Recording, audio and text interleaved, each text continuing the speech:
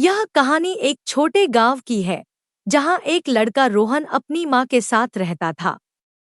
रोहन को खाने में सबसे ज्यादा पसंद थे डोसे। उसकी मां बहुत स्वादिष्ट डोसे बनाती थी, लेकिन रोहन हमेशा चाहता था कि डोसे कभी खत्म न हो। एक दिन रोहन गांव के पास के जंगल में खेल रहा था। तभी उसकी नजर एक बूढ़ी औरत पर पड़ी, जो एक झरने के पास बैठी थी। वह बहुत थकी हुई दिख रही थी। रोहन ने उसकी मदद की और उसे पानी पिलाया। बूढ़ी औरत ने कहा, तुमने मेरी मदद की है, इसलिए मैं तुम्हें एक जादुई उपहार देना चाहती हूँ।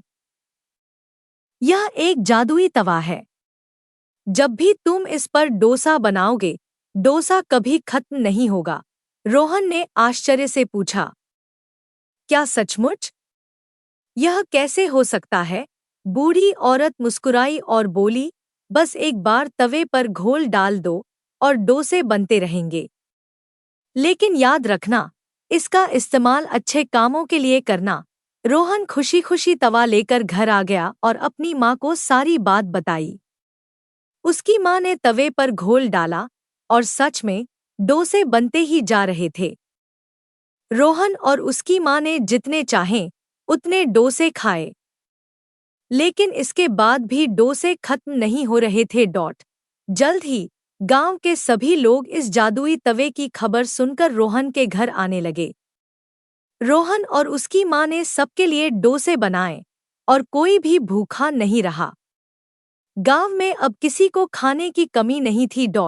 एक दिन गांव के मुखिया ने रोहन से कहा, तुम्हारे जादुई तवे ने सभी की भूख मिटा दी है, लेकिन हमें इसे हमेशा याद रखना चाहिए कि इस तवे का इस्तेमाल केवल अच्छे कामों के लिए हो।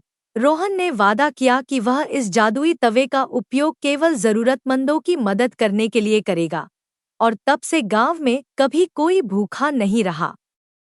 यह जादुई डोसा और तवा हमेशा गांव की समृद्धि और प्रेम का प्रतीक बने रहे।